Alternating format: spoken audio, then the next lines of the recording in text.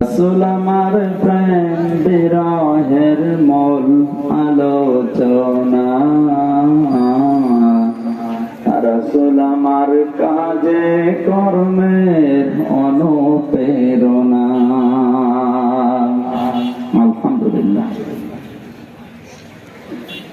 বাংলাদেশের ঐতিহ্যবাহী জেলা কিশোরগঞ্জ, কটিয়াদি থানার অন্তর্গত সহস্র গ্রাম ঐতিহাসিক খেলার মাঠ, গছিহাটা রেল স্টেশন সংলগ্ন ময়দানে গ্রামবাসীর উদ্যোগে তাফসীরুল কোরআন মাহফিলের স্বনামধন্য সভাপতি তেলাওয়াত করে শোনালেন আপনাদের এলাকার সন্তান হাফেজ মাওলানা মুফতি শফিউল্লাহ, আতালাল্লাহু উমরাহু ওয়া বারাকাল্লাহু ফি হায়াতিহি। আপনাদের এই ফাজিল মাদ্রাসার সম্মানিত উপাধ্যক্ষ এখানে বসে আছে, অন্যান্য ওস্তাদ এবং আলেমরা যারা আছেন হায়াতে তাজ্জেবা সিহাতে কুল্লিয়া কামনা করছে। সামনে বসা মুসলমান ভাইরা, পর্দার আড়ালের সম্মানিতা মা এবং বোনেরা, প্রশাসনের ভাইরা, প্রাণ প্রিয় কিশোরগঞ্জবাসী, দল মত জাতি বর্ণ ধর্ম নির্বিশেষে কোরআনের এই অনুষ্ঠানে যারা আমরা ইবাদত মনে করে এসেছি, খুশি হয়ে বলছি আলহামদুলিল্লাহ। নামাজ একটা ইবাদত। নামাজ কি? নামাজে দাঁড়িয়ে এদিক ওদিকে তাকানো যায়, কথা বলা যায়, এটাও যদি ইবাদত হয় অন্তত ওই রকম মনে করে বসে। এদিক ওদিকে তাকানো, কথা বলা, গল্প করা, মোবাইল টিপা সব বাদ। এমনিতে শারীরিক যে অবস্থা এবং কণ্ঠ, চারিদিকে তাকিয়ে সর্বোচ্চ 1-1.5 ঘন্টা কথা বলবো ইনশাআল্লাহ। যে আল্লাহ আমাদেরকে এই ময়দানে হাজারো মানুষ থেকে বাছাই করে নিয়ে আসলেন, বলেন আলহামদুলিল্লাহ। নবীজি বলেন মান ক্বালা বিহি সাদাকা, যারা কোরআন দিয়ে কথা বলে এরা সত্য কথা বলে। সুতরাং আজকের এই ময়দানে সিদ্ধান্ত নেওয়া লাগবে যে কোরআন ছাড়া কোনো কথা আমরা শুনতে রাজি না। বিশ্ব নবীকে যেদিন আল্লাহ নবুয়ত দান করেন, জিবরাইল এসে 3 বার তাকে জড়িয়ে ধরে বলেছিলেন ইকরা, পড়ে। উনি পড়েন না, বলেছেন মা আনা বিকারি, আমি পড়তে জানি না। ফেরেশতা জিবরাইল যখন বললেন যে ইকরা বিইসমি রাব্বিকাল্লাযী খালাক, বিশ্ব নবী এবার পড়া আরম্ভ করলেন। কথাগুলো শোনার পরে বোঝার চেষ্টা করেন। ফেরেশতা ওই সময় বলেছিল, হে নবী আপনি এতক্ষণ পর্যন্ত 3 বার আপনাকে আমি চাপ দিয়েছি পড়ার জন্য, পড়লেন না কেন? নবীজি বলেন জিবরাইল এতক্ষণ পর্যন্ত শুধু বলেছ ইকরা, পড়ো। কি পড়বো, কার নামে পড়বো এটা তো বলো না। যখনই তুমি বললে বিইসমি রাব্বিকাল্লাযী খালাক, ওই রবের নামে পড়তে হবে যিনি আমাকে বানিয়েছেন। আমি পড়া আরম্ভ করেছি কারণ আমি লাইন পেয়ে গেছি। 96% মুসলমানের এই দেশে আমাদের উচিত পড়া যদি শুরু করতে হয় আল্লাহর নামে শুরু হবে। এজন্য শিক্ষা ব্যবস্থায় যারা দায়িত্বে আছেন আহ্বান জানাবো হাজারো মানুষ নিয়ে। এটা শুধু আমাদের দাবি না, এদেশের 18 কোটি মানুষের দাবি। কারণ 96% মুসলমান আমরা এই দেশে বাস করি। আমাদের শিক্ষা ব্যবস্থা শুরু হবে আল্লাহর নাম দিয়ে। এই রাজি আছেন কারা দেখি? আলহামদুলিল্লাহ। ওইটার জন্য না, এটা বুঝলেই হবে ভাই। কারণ যেগুলো চলছে এখন ওইগুলো তো মানে উল্টাপাল্টা জিনিস দিয়ে শুরু। আমি নাই নাম নাই নিলাম। এই জন্য জিবরাইল ফেরেশতা 3 বার চাপ দেওয়ার পরও নবীজি পড়েন নাই। 4র্থবার যখন বললেন বিইসমি রাব্বিকাল্লাযী খালাক, উনি পড়া আরম্ভ করলেন। আমাদেরও যারা আগামী প্রজন্ম আসতেছে দুনিয়া, এদেরকে পড়াশোনা শুরু করাবো কার নামে? কারণ আল্লাহর চাইতে সত্য কথা দুনিয়ায় কেউ বলে না। আমান আসদাকু মিনাল্লাহি কিলা, আল্লাহর চাইতে সত্য কথা কেউ বলতে পারবে? সুতরাং কোরআনের বাইরে যদি কেউ কথা বলে, সে যদি আকাশ দিয়ে উড়েও আসে, বুঝবেন এটা ভণ্ড। আমান আমিলা বিহি উজিরা, যারা কোরআন দিয়ে আমল করে এদেরকে আল্লাহ নিজে পুরস্কার দেবেন। এখন যদি বলেন আমি হাদিস দেখে অন্যান্য ফাজাইলের কিতাব দেখে আমল করলে পুরস্কার, হ্যাঁ পুরস্কার পাবেন, কিয়ামতে হয়তো নবীদের দ্বারা, রাসূলদের দ্বারা, ফেরেশতাদের দ্বারা পৌঁছিয়ে দেবেন। কোরআনে আল্লাহ 500 আয়াত দিয়েছেন আমলের। কত? শরীয়তের বিধান কয়টা? এখানে হাজারো আলেম বসে আছে, 500 আয়াত শরীয়তের বিধান। আমরা আজকে যেটা তেলাওয়াত করেছি সূরা আলে ইমরানের 31 নম্বর আয়াত, এটাও একটা আমল। এই আমল সম্পর্কে বিশেষ করে বাংলাদেশ, ভারত আর পাকিস্তানে একটু ভেজাল আছে। এই ভেজালটা আজকে নিরসন করবো ইনশাআল্লাহ। আমি আসার সময় একটা সাবজেক্ট তৈরি করেছিলাম যে ওয়াইজিবাতালা ইব্রাহিমা, এই আয়াত দিয়ে, কিন্তু প্রিন্সিপাল সাহেব বললো যে আমাদের ইন কুনতুম তুহিব্বুনা আল্লাহ শোনান। ঠিক আছে, দেখি আপনারা আসলে এই আয়াত অনুযায়ী আমরা আছি কিনা। ঝামেলা যেগুলো আছে, অন্তত ভেজাল যেগুলো আছে, এগুলো যেন নিরসন হয়। আল্লাহ আমাদেরকে যেন তৌফিক দেন কোরআন থেকে কিছু নেওয়ার। ম্যানেজার যদি বলে আজকে আমি মাসের শেষে বেতন দেব, আমার মনে হয় কর্মচারীরা অত বেশি খুশি হবে না। যদি বলে মালিক বেতন দেবে আজকে, কত দেবে উনি জানে, কর্মচারী যারা আছে এরা খুশি হবে না? তাও তো দুনিয়ার প্রত্যেকটি মালিকের একটা সীমাবদ্ধতা আছে। আমার আমিলা বিহি ওজিরা, যারা কোরআন দিয়ে আমল করবে এদের পুরস্কার আল্লাহ নিজে দেবেন, এবং কি দেবেন ওইটা কাউকে জানার নেই, বেগাইরে হিসাব, আল্লাহ হিসাব ছাড়া দেবেন। সুতরাং আমরা আজকে খুশি কোরআনের আমল যারা করতে পারবো ইনশাআল্লাহ। আমার হাকামা বিহি আদিলা, যারা কোরআন দিয়ে বিচার ফায়সালা করে, এরা ন্যায় বিচার করতে পারে। হাদিসের এই শব্দটার দ্বারা আমার হাকামা বিহি আদালা দিয়ে বোঝা যাচ্ছে কোরআনের বিচার ব্যবস্থা বিশ্বের অধিকাংশ জায়গায় না থাকার কারণে ন্যায় বিচারের তুলনায় অবিচার বেশি হচ্ছে।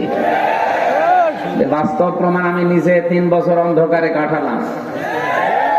আমরা যে মামলা দিয়েছিল, অন্তত মামলায় যদি সাজাও দিয়ে দিত সর্বোচ্চ 3 মাস, সাজাও দেয় না, জামিনও দেয় না। কোরআনের বিচার ব্যবস্থা থাকলে আমার এতদিন থাকা লাগতো না, আমি ন্যায় বিচার পেতাম। আমার ধরতোই না, কারণ আমি ওরকম কোন অপরাধ করি না যে আমার ধরিয়ে 3 বছর আটকিয়ে রাখা লাগবে। সুতরাং কোরআনের বিচার ব্যবস্থা যতদিন এই দেশে কায়েম না হবে ততদিন পর্যন্ত আপনি ন্যায় বিচার দেখতে পাবেন। আচ্ছা, আমার ফোন দিতে আমান দাহা ইলাইহি হাদা, একালি টান আছে। না কারণ কে কয় নাম্বারে যাবে এরা? নাম্বার দিতেছি মেসেঞ্জারে। 1-1.5 ঘন্টা যদি বসে থাকতে না পারে তো সমস্যা। এলাকায় মেয়ে ছেলে বিয়ে দেওয়া তো বন্ধ হয়ে যাবে। আমি আর নাই নিচে নামলাম না, যেন অন্তত 1-1.5 ঘন্টা উঠবেন না ভাই। আচ্ছা, কষ্ট হলো, একটু বসেন। হাদা একালে টান দেওয়ার পেছনে আমি সূরা হামিম সেজদার 33 নাম্বার আয়াতে আছে, আল্লাহ পাক বলেন ওই ব্যক্তির চাইতে উত্তম কথা দুনিয়ায় কেউ বলে না। খেয়াল করেন, দুনিয়ায় যত মানুষ কথা বলছে, আল্লাহর দৃষ্টিতে সবচাইতে উত্তম কথা বলে ওই লোকটা, যে লোকটা আল্লাহর দিকে মানুষকে ডাকে। এখানে ডাক দেওয়া হবে আজকে কার দিকে? ওয়া আমিলা সালিহার, ভালো ভালো কাজের আঞ্জাম দেয়। ওয়াকালা ইন্নানি মিনাল মুসলিমিন, আর ঘোষণা দেয় যে আমি একজন মুসলমান। আমি কি? এই আয়াতে 3টা কথা আমরা পেলাম। আল্লাহর দিকে ডাকে, ভালো কাজের আঞ্জাম দেয়, আর দাবি করে আমি মুসলমান। আমি আয়াতটা পড়ার পরে বিশেষ করে বাংলাদেশের সাথে মিলিয়ে দেখেছি, আমরা অনেকে আয়াতের প্রথম 2টা মানি।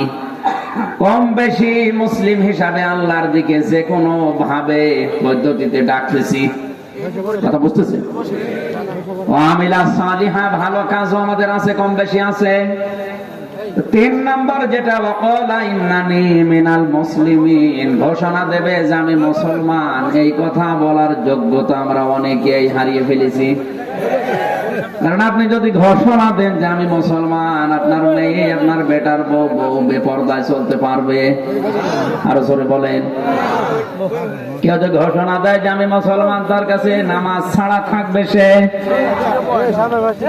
আব্দুল্লাহ আনসারী রাদিয়াল্লাহু তাআলা আনহুর জীবনে আমি কয়েক মিনিটের ভেতরে শিক্ষার জন্য বলছি। তার সন্তানকে তিনি শিকল দিয়ে দড়ি দিয়ে বেঁধে রেখে স্ত্রীকে গর্তের ভেতরে রেখেও তিনি নামাজ জামাতে হাজির হতেন। বিশ্বনবী এসে দেখলেন এই দৃশ্য, ডাক দিয়ে বলে, তুমি এত কঠিন হৃদয়ের মানুষ, এতটুকু বাচ্চাকে গাছের সাথে শিকল দিয়ে বা দড়ি দিয়ে বেঁধে রেখলে? সাহাবী বলেছে, হে রাসূল, এই যে বাঁকা খেজুর গাছ দেখতেছে, এটা বাঁকা হয়ে এসেছে আমার উঠানের উপরে, অথচ এর আসল জায়গাটা বা গোড়া যেটা, এটা আছে ইহুদির বাগানের ভেতরে।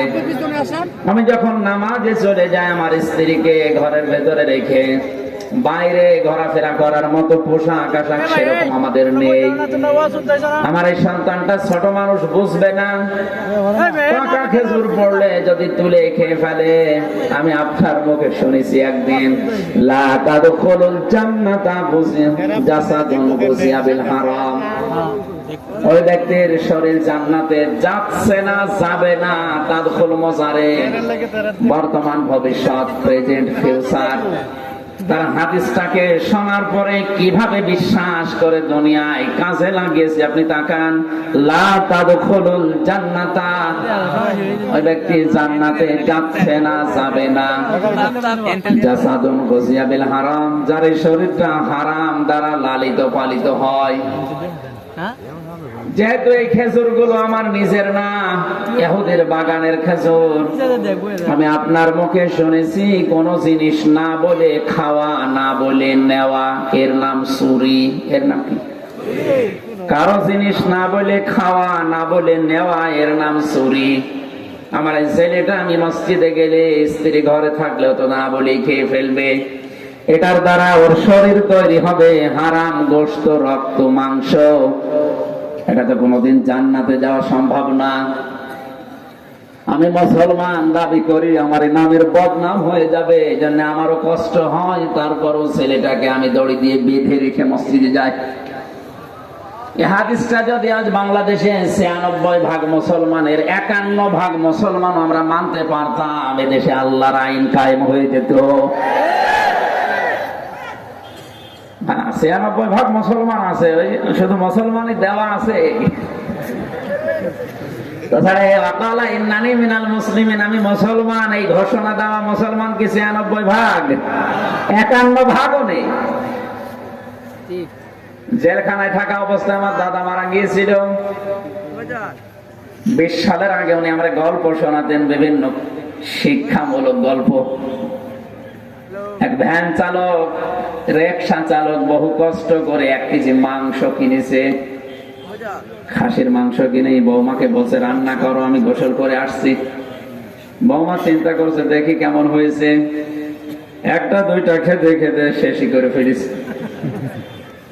চিন্তা করে শ্বশুর আসলে কি বলবো, এসেছে মূলা দিয়েছে, আলু দিয়েছে, বেগুনের তরকারি। শ্বশুর বারবার জিজ্ঞাসা করছে কই সে আসলটা, কই আসলটা, মানে লজ্জা ত্যাগ করে বলছে শ্বশুর, আব্বা বলবো কি, আপনি যখন গোসল করতে গেলেন আমি সুন্দর করে রান্না করে ঢাকনা দিয়ে ঢেকে কলে পানি আনতে গেছি, এসে দেখি ওই যে দুষ্ট বিড়াল সব খেয়ে ফেলেছে, আর কিছু নেই। শ্বশুর চিন্তা করে কলে পানি আনতে কয় মিনিট বা লাগে, এর ভেতরে ১ কেজি মাংস বিড়াল খেয়ে ফেললো। কি পাশে দেখে সে বিড়াল চেপে দিয়েছে, টাইট করে ৪ হাত পা বেঁধেছে রশি দিয়ে, দাড়ি পান লাইনে ওজন দিয়ে দেখছে ১ কেজি।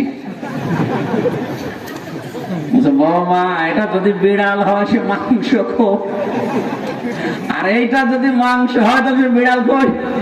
কারণ এই বিড়াল যদি ১ কেজি মাংস খায়, ওজন হবে ২ কেজি। ৯৬% না, এই ইন্নানি মিনাল মুসলিমিন এই আয়াত অনুযায়ী ৫১% মুসলমান এখন দেশে নেই। আয়াতের প্রথমটা আমরা আল্লাহর দিকে কম বেশি ডাকছি, ভালো ভালো কাজ হয়তো সামর্থ্য অনুযায়ী করছি, কিন্তু আমি মুসলমান এই ঘোষণা দেওয়া এখন সহজ না কঠিন? আমার মনে হয় বাংলাদেশে এখন সবচাইতে বড় কঠিন এইটা। আমি মুসলমান এ কথা বলা যে কত কঠিন আপনি টের পাচ্ছেন না। প্রিন্সিপালকে জিজ্ঞাসা করুন, বড় কঠিন বিষয়টা। আমি হেদায়েতের উপরে থাকতে চাই, এজন্য আমি কোরআন দিয়ে মানুষকে ডাক দেই। নবীজির হাদিস হচ্ছে ওমান দাআ ইলাইহি হাদা। কেউ যদি হেদায়েতের উপরে নিজেকে রাখতে চায়, তার 1 নাম্বার দায়িত্ব হবে সে যেন কোরআন দিয়ে মানুষকে ডাকে। হাদিসের শেষ অংশটা আরো মারাত্মক, ফাকাদ হুদিয়া ইলা সিরাতিম মুস্তাকিম। নবীজি বলেন, কেউ যদি কোরআনের ডাকে সাড়া দিতে পারে, আল্লাহ তাকে হেদায়েতের রাস্তা নসিব করে দেবে। সুতরাং আজকে সেই কুষ্টিয়া থেকে কিশোরগঞ্জ প্রায় 300 কিলোমিটার, 350 কিলোমিটার, এত দূর এসে আমি কোরআন দিয়ে ডাকতে চাই, আমি হেদায়েতের উপরে থাকবো এই কারণে। আর আপনারাও হেদায়েতের রাস্তা পেতে হলে কোরআনের ডাকে সাড়া দেওয়া লাগবে।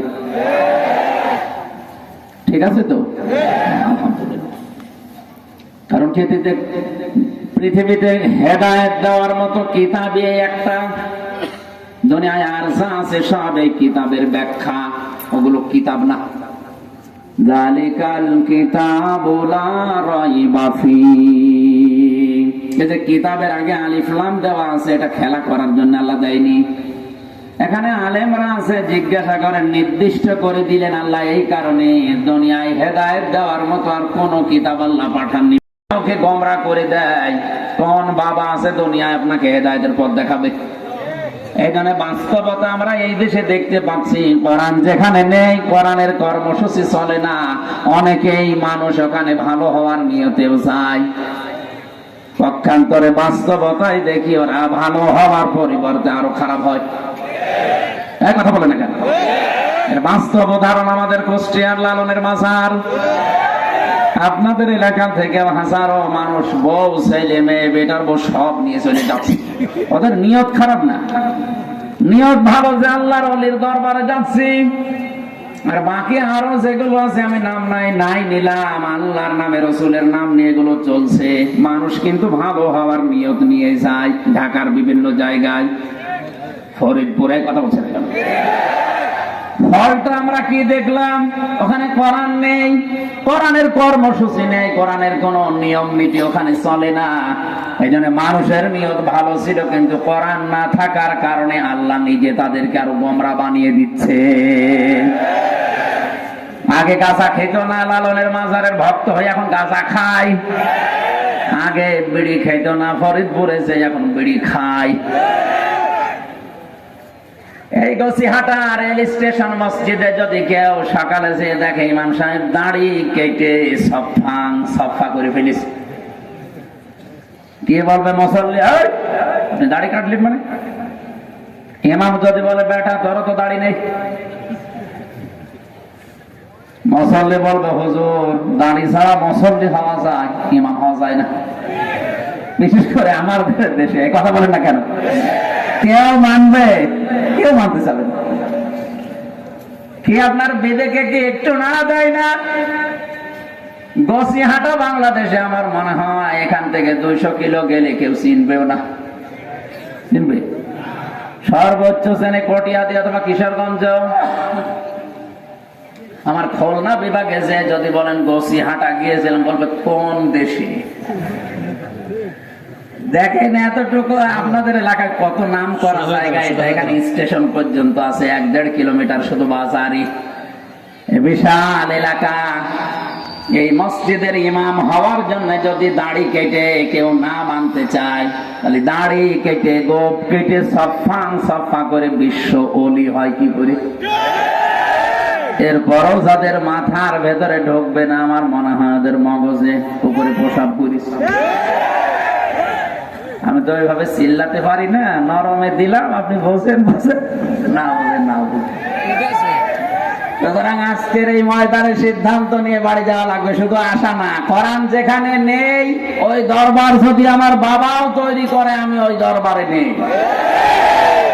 যেই দলে কোরআন নেই, কোরআনের কর্মসূচি চলে না, ওই দল যদি আমার বাবাও প্রতিষ্ঠাতা হয়, ওই দলে আমি নেই। কারণ ওখানে গেলে থাকলে আমাকে গোমরা বানাবে কে? না আমির হামজা? ওয়াজ তো হয়ে গেছে।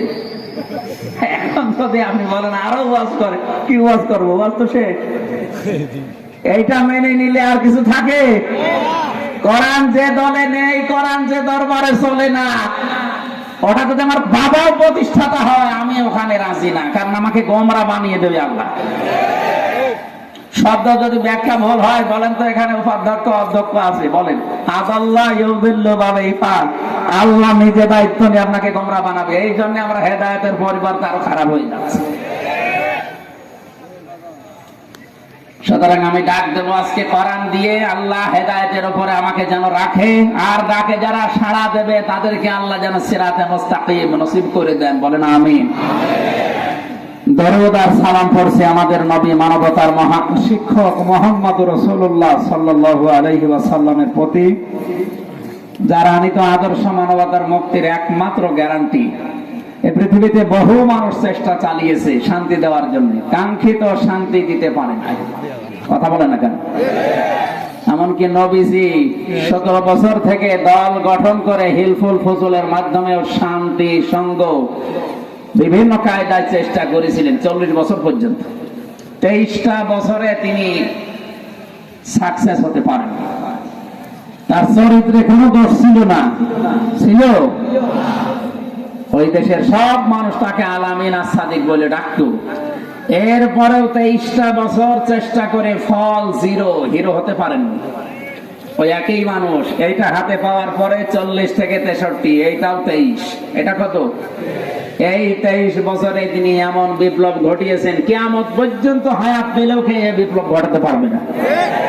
মানুষ তো একই, আগে হাতে কোরআন ছিল না, পরের 23 বছরে কোরআন পেয়েছিলেন। সুতরাং আজকে এখান থেকে আমরা একটা আয়াত পড়েছি, আমরা চেষ্টা চালাবো এখান থেকে শিক্ষা নেওয়ার জন্য।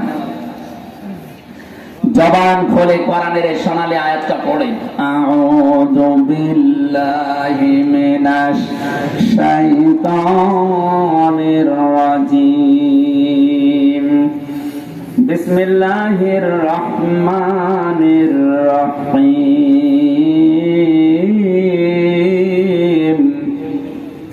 قل إن كنتم تحبون الله فاتبعوني يحببكم الله ويغفر لكم ذنوبكم والله غفور رحيم।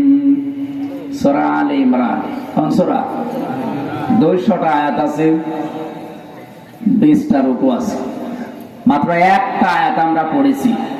তাফসীরুল কোরআন মাহফিল আপনি লিখে দিয়েছে, তাফসীর আকারেই কথা বলবো ইনশাআল্লাহ। বাংলাদেশ, ভারত আর পাকিস্তান এই 3টা দেশে যতটুকু ঘোরাঘুরি করেছিলাম ওই 20 সালের আগ পর্যন্ত, বাকি এই 3টা বছর তো দুনিয়া সম্পর্কে কিছুই জানি না, কারণ এক ঘরের ভেতরে 24 ঘন্টা এই 3 বছর একাধারে তালাবদ্ধ ছিলাম। দুনিয়া আখিরাত কি কিচ্ছু জানতাম না, শুধু কোরআন শরীফ আর বঙ্গবন্ধুর জীবনী ছাড়া তো আর কিছু পড়ার কায়দা নেই, আর কোনো বয়স এরকম নেই। এই জিনিসগুলো পড়তে পড়তে কোরআন শরীফ ছাড়া আর বঙ্গবন্ধুর জীবনী ছাড়া বাকি যে বই আছে ওগুলো বেশিরভাগই আমার পড়া। এই জন্য এর আগে যত ঘোরাঘুরি করেছিলাম, বাস্তবতায় আমি দেখেছি তাফসীরুল কোরআন মাহফিল লিখে দেয় ঠিক, তো তাফসীর হয় প্রায় 5 রকমের। সরকারি তাফসীর হয় দেশে, বেসরকারি তাফসীর হয়, নাটকীয় তাফসীর হয়, বিশেষ করে এই কুমিল্লা, ব্রাহ্মণবাড়িয়া এই লাইন। তাফসীরুল কোরআন মাহফিল লিখে দিয়েছে, স্টেজে হয় নাটকীয় তাফসীর। 4 নম্বরে আমরা দেখেছি হয় দরবারি বা খানকার তাফসীর, এগুলো এখন সারা দেশে আছে। 5 নম্বরে খুব কম হচ্ছে দরকারি তাফসীর, কোরআনিক তাফসীর। এটা এখন করাও সমস্যা। সমস্যা কেন? শেষের দিকে আল্লাহ কোরআনিক তাফসীর করার জন্য নির্দেশও দিয়েছেন, ওয়ানজালনা ইলাইকা যিকরা লিতুবাজ্জিনা লিন-নাসি মা নুজিলা ইলাইহিম ওয়া লাআল্লাহুম ইয়াতাফাক্কারুন। হে নবী, এই যে জিকির, এই কোরআন আমি আপনার প্রতি এই জন্য নাযিল করেছি, আপনি জীবিত মানুষদের সামনে ব্যাখ্যা বিশ্লেষণ করে বোঝাবেন। কাদের সামনে? এখানে জীবিত মানুষের কথা কোন জায়গায়? লেতো বাজে না লিন্নাস, লাম শব্দটা আরবি গ্রামার অনুযায়ী 13টা অর্থে ব্যবহার করা হয়। আমি এখানে 9 নাম্বার কায়দায় পেয়েছি বালাগাত মান থেকে। লাম ব্যবহার করা হয় জীবিত মানুষদেরকে বোঝানোর জন্য। কোরআনে কারিম আল্লাহ মরা মানুষদের জন্য দেননি, দিয়েছেন জীবিত মানুষদের জন্য। তাহলে বোঝানো লাগবে, তাফসীর করা লাগবে, ব্যাখ্যা করা লাগবে মরা মানুষের সামনে। কথা বলেন। কিশোরগঞ্জ সহ বাংলার অধিকাংশ জেলাতে এখন দেখা যায় মানুষ মরে গেলে পাশে বসে বসে কোরআন পড়ছে। এই এলাকায় আছে না? কোথায় পেয়েছেন নিয়মটা বলেন তো? মানুষ মরে গেলে পড়া তো ক্ষতি। আমার তো মনে হয় যতটুকু হাদিসটা পড়ার পরে যারা জীবন কোরআন দিয়ে চালায় না, হাদিস দিয়ে চালায় না, এরা মারা গেলে ওদের পাশে কোরআন পড়লে ওদের আযাব আরো বাড়বে। ফেরেশতা এসে যখন আপনি পড়বেন বসে বসে, ইউসিকুমুল্লাহু ফি আওলাদিকুম লিযযাকারি মিসলু হাযযিল উনসায়াইন। আল্লাহ পাক বলেন, হে পৃথিবীর বাবারা, সন্তানকে যখন সম্পদগুলো বন্টন করবা, এক ছেলেকে যা দিবা 2 মেয়েকে তাই দিবা। এই আইন কার? এখন আপনি এমন মানুষ দুনিয়াতে ছেলের নামে ভালো ভালো সম্পদগুলো সব লিখে দিয়েছেন, আর মেয়ের নামে বলছে মা তোরে দোয়া করে দিলাম। ফেরেশতা বলবে, এই বেটা, এই আয়াত তোর জীবনে ছিল, এখন তো আপনি জবাব দিতে পারবেন না, তখন আযাব যা ছিল আরো কমবে না বাড়বে? এজন্য কোরআনের উপর যাদের জীবন চলে না, ওদের সামনে কোরআন পড়লে ওদের আযাব আরো বাড়বে। আমার তো মনে হচ্ছে এই শরীফ থেকে শরীফা নামে যে এই চ্যাপ্টারটা ক্লাস 7-এ দিয়েছে, নারী থেকে পুরুষের নাম নিয়ে এত ভয়ঙ্করের দিকে এগিয়ে যাচ্ছে। সকালে একজন শরীফ, বিকালে বললো না আমি শরীফা, অথচ লোক ঠিকই আছে। এখন ও যদি বলে আমি এখন আর শরীফ নেই, আমি এখন শরীফা, মহিলা হোস্টেলে আমার জায়গা দেন, দিয়ে দিলেন, ওখানে আপনার মেয়ে আছে, বোন আছে, বলেন ও শরীফ কি আর শরীফ আছে? ও তো নামে শরীফা, কামে তো শরীফই আছে। রাষ্ট্রীয় ভাবে আইনটা যদি জারি করে ফেলতে পারে, বলেন আপনার মেয়ের চরিত্র, বোনের চরিত্র ঠিক থাকবে? কারণ বাধ্য হবেন সিট দিতে, না দিলে আপনার নামে মামলা হবে। এতে যদি শুধু পৃষ্ঠাতে এই সীমাবদ্ধ থাকতো, আমি কিচ্ছু বলতাম না। এর ভয়ঙ্কর পরিণতি কোন দিকে যাচ্ছে এটা টের পেয়ে গেছি। এই জন্য তো চিন্তা হচ্ছে যে কি শুরু হলো। আরো ভয়ঙ্কর বিষয় হচ্ছে কোরআনের এই সূরা নিসার 11 নম্বর আয়াতের পুরা বিরুদ্ধে এই চ্যাপ্টারটা। কারণ একজন পুরুষকে আপনি যা দেবেন, মেয়ে 2 মেয়েকে তাই দেবেন। এখন ও তো কি, ওর আপনি কি দেবেন? ও তো নামে শরীফা, কামে শরীফ, ওরে আপনি দেবেন কি? এখানে যারা দায়িত্বে আছে শিক্ষা ব্যবস্থায় আহ্বান জানাচ্ছি, শুধু এই 1 লাখ মানুষ নিয়ে না, আমার সামনে এখন বাংলার 18 কোটি মানুষ, 96% মুসলমানের পক্ষে আমি কথা বলছি। আমাদের ট্যাক্সের টাকায় পয়সাগুলো, এই বইগুলো এভাবে না ছাপিয়ে কোরআন বিরুদ্ধে যেগুলো আছে এগুলো পাল্টান। এইটা রাজনীতি না। আপনাকে বাঁচার জন্য বললাম, আমিও বাঁচতে চাই, কারণ আমার পরবর্তী প্রজন্ম তো সামনে কি হচ্ছে আমি দেখতে পাচ্ছি। সকালে শরীফ, বিকালে শরীফা হয়ে জিনিস তো একই আছে।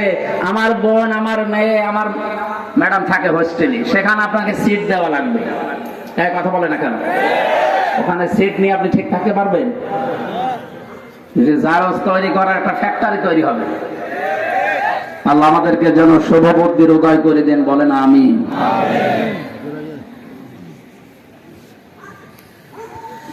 কিশোরগঞ্জবাসী, এখানে কোরআনের তাফসীর করার জন্য আল্লাহ জীবিত মানুষদেরকে শোনাতে বলেছেন কিভাবে আপনি কোরআন উপস্থাপন করবেন মানুষের সামনে।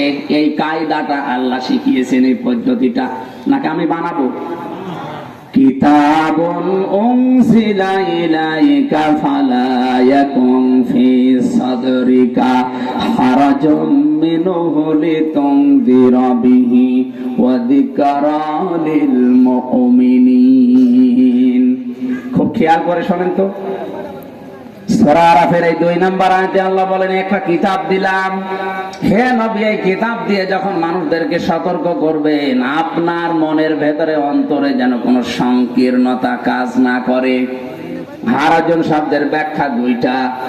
এক নাম্বার, আপনি কোরআন দিয়ে যখন সতর্ক করবেন, হয়তো অনেকেই আপনার সামনে যারা বসে আছে আপনার ব্যাখ্যা তাফসীর বিশ্লেষণ না বোঝার কারণে বিরোধিতা করতে পারে। এরকম মানুষ দেখে নেই? হয়তো বোঝে না, যেটা বোঝাতে চায় তখন বিরোধিতা করে। দ্বিতীয় নম্বরে, আবহমান কাল থেকে ওই এলাকাতে ওই দেশে হয়তো এমন এমন কিছু নিয়ম নীতি ইসলামের নামে চলে আসছে, আপনি কোরআনের সঠিক তাফসীর করলে ওইটা টিকবে না। কথা বলে না কেন? তখন যেই মানুষগুলো আপনাকে দাওয়াত দিয়েছিল হাতিয়া তোফা নসর নিয়াজ দিত, তারা ওইটা বন্ধ করে দেবে, কারণ তাদের স্বার্থে আঘাত লেগেছে। যেটা এই পাশের কলিয়ার চর এলাকায় চলছে, নারী পুরুষ নাকি শুনলাম এক জায়গায় রাতের বেলা জিকির করে। জিকির করা নফল, জিকির করা কি? আর পর্দা করা। আপনি একটা নফলের জন্য ফরজের মতো বিধানকে তোয়াক্কা করেন, আপনার ঈমানিতে থাকার কথা না। কত জায়গায় আমরা নাম শুনি জিকির করছে, ইয়া রাসূলুল্লাহ ইয়া রাসূলুল্লাহ, এটা হারাম। জিকির হবে শুধুমাত্র আল্লাহ। বলেন বলেন। আজকে কলিয়ার চরে যে তিনটা বিষয় তুলে ধরেছিলাম, তার প্রথমটা ছিল পাপ একটা, শাস্তি হবে ডবল। সূরা ফুরকানের ভেতর আল্লাহ জানিয়েছেন, তুমি যদি পাপ করো একটা, শাস্তি দেব আমি ডবল। এখানে তিনটা পাপের কথা আছে। ওয়াল্লাযীনা লা ইয়াদউনা মা'আল্লাহি ইলাহান আখার, যারা আল্লাহ বাদে অন্য কাউকে ডাকে। আপনাদের এই সমস্ত এলাকাগুলোতে এগুলো আরো বেশি চলে। ইয়ালি বাবা, শালি বাবা, এর নামে জিকির হচ্ছে না এখন। এরপরেও যদি আপনার বিবেক না খোলে, এটা কি কি দিয়ে খোলাতে বলেন? আল্লাহ বাদে কারো জিকির করা জায়েজ নেই, এমনকি রাসূলুল্লাহ নামও জিকির নেই। বলেন। আর সেই জায়গায় আপনি আলেমের নাম নিয়ে এই যে নাটকীয় তাফসীর বললাম, এই কারণে ইয়ালি বাবা, শালি বাবা, দয়াল বাবার নামে তা জিকির করে। এই কথাগুলো ওদের কানে গেলে কাল খেয়ে দেখেন, ওরা আমার নামে ভিডিও বানাবে, কানে না যায়। দ্বিতীয় নম্বরে বলা হচ্ছে, আমি ওই দিকে যাচ্ছি না, সুতরাং আল্লাহ বাদে কাউকে ডাকা জায়েজ নেই। যারা আল্লাহ বাদে অন্য কাউকে ডাকে, তাদের শাস্তি হবে ডবল। কয়টা? জীবিত মানুষদের সামনে কোরআনে কারীম ব্যাখ্যা করতে গেলে হয়তো অনেক মানুষ এমন এমন কাজকে ইসলাম মনে করে পালন করে যেগুলো ইসলামে নেই। ওই মানুষগুলোর তখন মন খারাপ হবে। হে নবী, আপনি ওই দিকে তাকাবেন না। ওয়াযিকরালিল মুমিনিন, কারণ কোরআন হচ্ছে মুমিনদের জন্য উপদেশ। জোরে বলেন সুবহানাল্লাহ। আমরা সেই উপদেশ বাড়ি থেকেই এবার আরম্ভ করছি কোরআনিক তাফসীর, যেটা দরকারি তাফসীর। ওইটা নাকি সরকারি তাফসীর শুরু করব? এই আয়াতটা আপনি সরকারি কোন আলেমের কাছে দেন, ও তাফসীর করবে, এমন কায়দায় করবে মনে করবেন নতুন কোরআন নাজিল হচ্ছে। আমি শুনেছি কয়েকদিন আগে, আমি নাম নাই নিলাম, মানুষ মরার আগে জান্নাতে পাঠিয়ে দিচ্ছে। হ্যাঁ, কথা বলছে, একদম মরুক আগে, তারপরে জান্নাতে দেন, মরার আগে যদি জান্নাতে দিয়ে দেন। কারণ কোন মানুষের ঈমান নিরাপদ না নবী ছাড়া। হ্যাঁ, কথা বলছেন। হযরত ওমর মাসে মাসে হুযায়ফা ইবনুল ইয়ামিনকে বলতেন, ভাই নবীজি ইন্তেকালের আগে তোমার কাছে মুনাফিকদের একটা লিস্ট দিয়েছে, দেখো তো ওই লিস্টের ভেতরে আমি ওমরের নাম আছে কিনা। হযরত হুযায়ফা বলেন, কি বলেন আপনি? আপনার নাম থাকবে মানে জীবিত অবস্থায় আপনি জান্নাতের গ্যারান্টি পেয়ে গেছেন। আকাশের তারকার চাইতে আপনার জীবনে নেকির কাজ বেশি, এটা নবীর মুখে আমি শুনেছি। আর আপনি বলছেন মুনাফিকের লিস্টে আপনার নাম আছে। হযরত ওমর চোখের পানি ফেলে দিয়ে বলে, ভাই হুযায়ফা, আমি নবীর মুখে শুনেছি নবী ছাড়া কারো ঈমান দুনিয়ায় নিরাপদ না। সকালে ইমানদার থাকতে পারে, বিকালে বেঈমান হয়ে যেতে পারে। তুমি দেখো আমার নামটা আছে কিনা, যদি থাকে এখনো আমি তওবা করে ফিরে আসতে পারি। এই মানুষগুলো এত বেশি ভয় করেছিল আল্লাহকে, আখেরাতকে, আদালতকে, এত বেশি আখেরাতে আদালতকে ভয় পেত, কয়েকদিন আগে তার জীবনী পড়তে গিয়ে আমি পর্যন্ত কেঁদে ফেলেছি।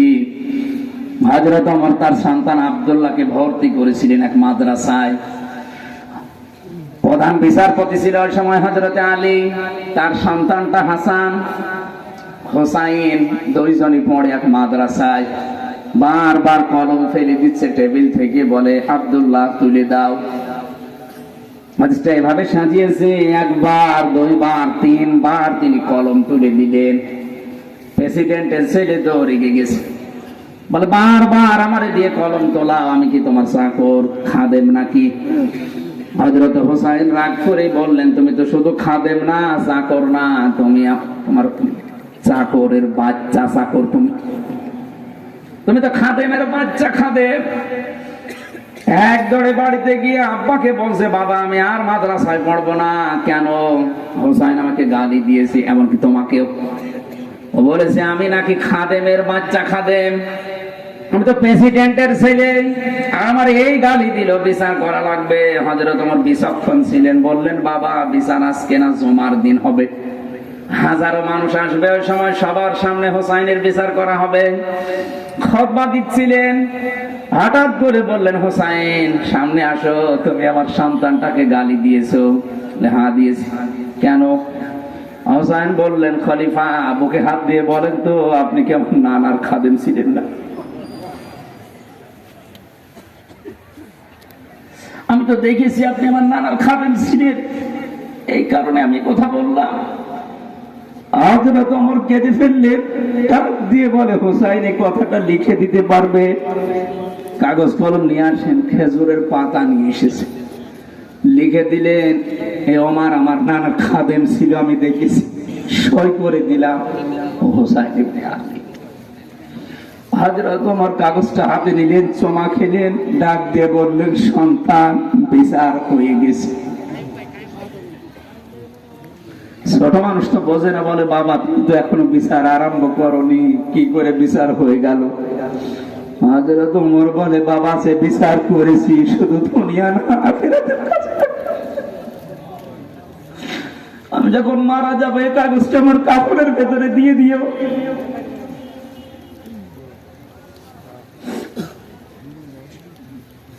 কিয়ামতে কিছুই যদি দেখাতে না পারি, অন্তত এই কাগজটা নিয়ে আল্লাহকে দেখাবো, রব্বুল আলামিন তোমার নবীর নাতি লিখে দিয়েছে আমি নবীর খাদেম ছিলাম। হে আল্লাহ তুমি আমারে মাফ করে দাও।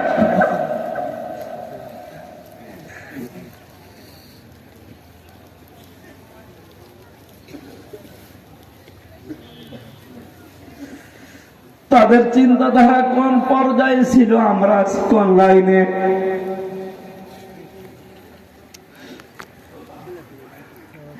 নবী ছাড়া পৃথিবীতে কারো ইমানই নিরাপদ না, কখন বেঈমান হয়ে যায় বলা যায় না। এজন্য সরকারি বেসরকারি খানকা, এমনকি নাটকীয় কোন তাফসীর না করে আমরা কোরআনের তাফসীর যেটা দরকারি, যেটা আসলে এখন দরকার, যেটা ভেজাল চলছে, এটা আমরা নিরসন করবো ইনশাআল্লাহ। আল্লাহ পাক বলেন, নবী আপনি বলুন, ইন কুনতুম তুহিব্বুনাল্লাহ, যদি তোমরা আল্লাহর ভালোবাসা পেতে চাও। কেউ যদি দাবি করে আল্লাহ আমি তোমাকে ভালোবাসি, আল্লাহ তাআলা বলেন এই দাবি করার তো দরকার নেই, তোকে আমি ঘোষণা দিলাম, ফাত্তাবিউনি, আমার নবীর অনুসরণ কর। এখানে আলেম যারা আছে বলেন তো, এখানে কি নবীজিকে ভালোবাস এ কথা বলা আছে? তাবেউন শব্দটা আছে, তাবাইন। যত অভিধান আমি ভার্সিটিতে থাকালীন দেখেছি, সব অভিধান বেত্তারা লিখেছে তাবাউন মানে দেখে দেখে চলা। আপনার সামনে মানুষটা হেঁটে যাচ্ছে, কোথায় কোথায় পা ফেলে, কিভাবে মাজা নাড়ায়, কিভাবে হাত দোলায়, ওইভাবে দেখে দেখে চলার নাম তাবাউন। বিশ্ব নবীকে শুধু ভালোবাসো, অনুসরণ বাদ দিয়ে কেউ যদি শুধু ভালোবাসে আল্লাহ তাকে মাফও করবে না, জান্নাতেও দেবে না। এই আয়াতে যে আন্দাজে ব্যাখ্যা করা হয় নবীজিকে ভালোবাসো আল্লাহ তোমাকে মাফ করে জান্নাত দিয়ে দেবে, কথা কিন্তু এই তাবউন দিয়ে বোঝায় না। তাবউন মানে অনুসরণ করা, দেখে দেখে চলা। তাফসিরে মাযহারিতে আমি দেখেছি আয়াতের বাস্তব উদাহরণ হযরতে আব্বাস, হযরতে হামজা, তারা রাসূলকে শুধুমাত্র ভালোবেসেছে তা না, ভালোবাসার পাশাপাশি তারা অনুসরণ করেছে। এই জন্য আল্লাহ তাদের নামে কোরআনে আয়াত নাজিল করেছেন, রাদিয়াল্লাহু আনহুম ওয়া রাদু আন। আল্লাহ বলেন আমি তোমাদের উপরে রাজি হয়ে গেছি যেমন তোমরা আমার উপরে রাজি। হযরতে হামজা, এই জন্য হযরতে আব্বাসের হাদিস হচ্ছে আর আব্বাস রাদিয়াল্লাহু তাআলা আনহু قال قال النبي صلى الله عليه وسلم من ذاق طعم الايمان من رضي بالله ربا وبالاسلام دينا وبمحمد صلى الله عليه وسلم نبيا ورسولا রাহু মুসলিম। মুসলিম শরীফের বিখ্যাত হাদিস এটা, যারা 40 হাদিস মুখস্থ করে তার ভেতরে এটাও আছে। সারা জীবন আমরা পড়লাম বাস্তবতা কি হাদিসের। নবীজি বলেন, আমার চাচা আব্বাস বর্ণনা করছেন, কেউ যদি ঈমানের স্বাদ পেতে চায় অবশ্যই তাকে রব আল্লাহকে পেয়ে খুশি থাকা লাগবে। কথা বুঝতেছেন? দুনিয়ায় কত কিছু আমরা দেখি তার স্বাদ আছে, পৃথিবীতে অনেক কিছু আছে যেগুলো ভেঙে যাওয়ার জিনিস আছে। আজ বাস্তবতায় আমরা অনেকেই ওযু করলে ওযু ভেঙে যায় 7টা কারণে।